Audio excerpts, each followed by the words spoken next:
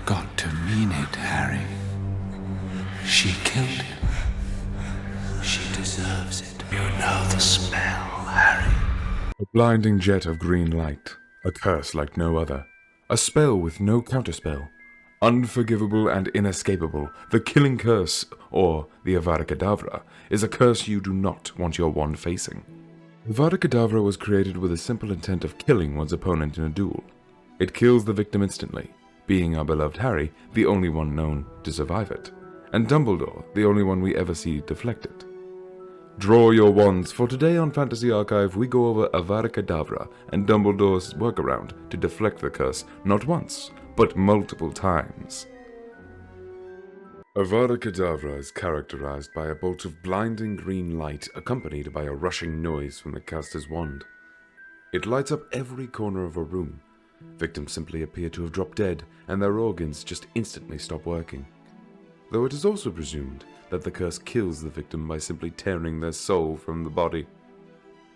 The curse leaves no visible injuries or signs for a cause of death, something that always confuses muggles. The killing curse was Voldemort's signature curse, but it originated long before him. Created during the early Middle Ages, the killing curse was the tool of the dark arts. It was used between the 5th and 15th centuries, when there were many conflicts between the wizard and muggle kind. After the reformation of the Wizards' Council into the Ministry of Magic, tight restrictions were placed on dark magic. Serious repercussions awaited those who used it, especially the unforgivable curses. According to Dumbledore's notes from the Tales of Beedle the Bard, the Cruciatus or Torture Curse, the Imperious or Mind Control Curse, and the Killing Curse, or Avada Kedavra, were first classified as unforgivable in 1717. However, the restrictions on the three curses were lifted during the First Wizarding War.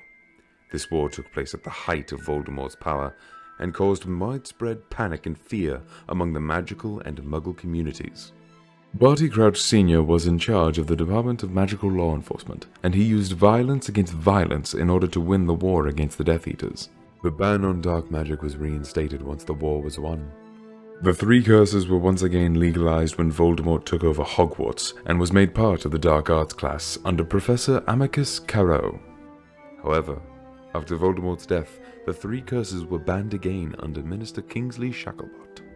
In order to cast the spell, the wizard must utter Avada Kedavra.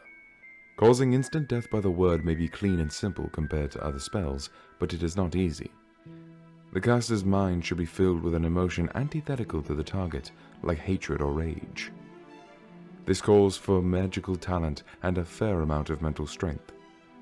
The caster's mindset is just as crucial because they need intention to kill for it to be effective. These are the known ways you can survive Avada Kedavra. One is Sacrificial Protection, a powerful counter charm that has been around since ancient times and needs no incantation. At the cost of one life for another, it is triggered when someone willingly gives up their own life to save the life of another one out of sincere and pure love. It is considered the ultimate protection. The protector must be offered the chance to live. If the protector willingly decides to die, the protection is formed. The blood of the individual who was saved carries the protection after the sacrifice. In 1981, Voldemort used the curse to kill Harry and his family. Harry's mother died, telling him how much she loved him, and as a result, her love served to shield Harry from harm and evil, making him untouchable by the Dark Lord. Lord Voldemort attempted to murder Harry several times when he was a student at Hogwarts, but was unsuccessful each time. He was protected until he turned 17. A strong charm can be performed on the saved person to grant them greater protection in the event that the person who was slain was related to the person they protected. The charm, known as the Bond of Blood, guards the person who has been protected from the attacker while they are inside the home of a blood relative. The living blood relative must voluntarily accept the saved person into their home for the blood tie to take effect. When the protected person leaves their home permanently or reaches 17, whichever occurs first, the protection immediately ends.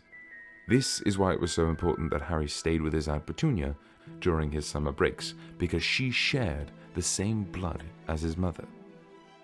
Another way of surviving is disapparating or deflecting the curse. In other words, not letting the spell hit you. This is how a pro-wizard like Dumbledore dealt with all the killing curses that were cast by Voldemort throughout the battle.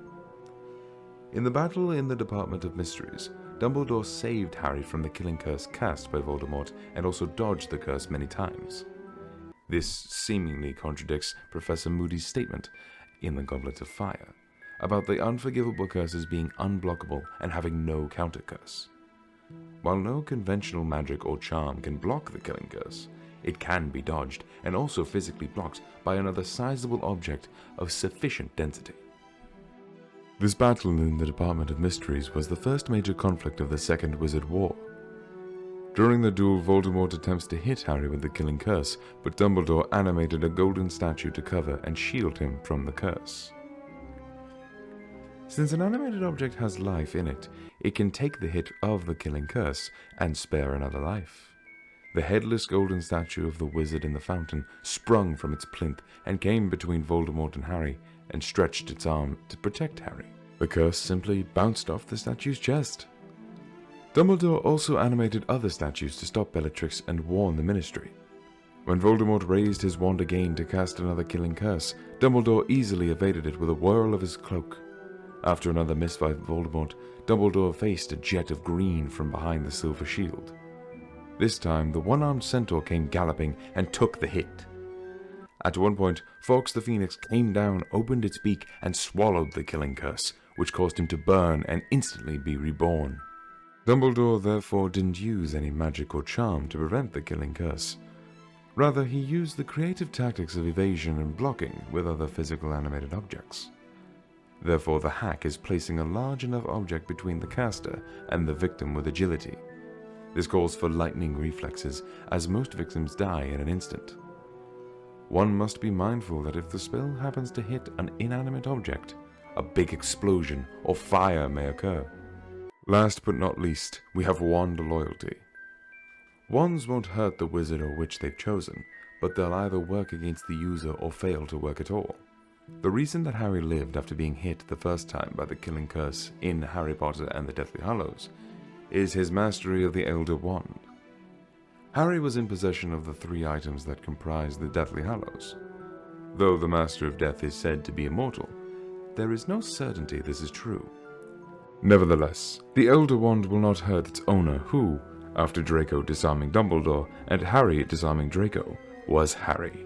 As contradictory as it may sound, in real life, Avada Kedavra was a phrase used as a spell to cure illnesses.